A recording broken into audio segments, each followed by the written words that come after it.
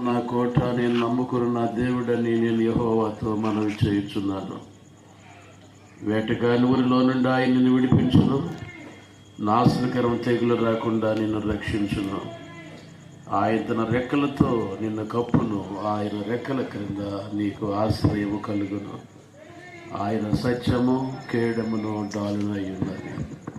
ప్రభు తన పరిశుద్ధ వాగ్దానమును మన కొరకు దీవించునుగాక.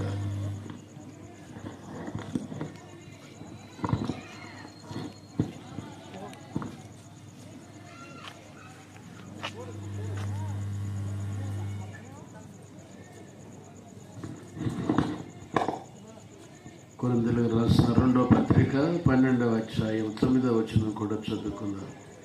అందుకు నా కృప నీకు చాలును, బలహీనత యందు నా శక్తి పరిపూర్ణమగుచున్నదని ఆయన నాతో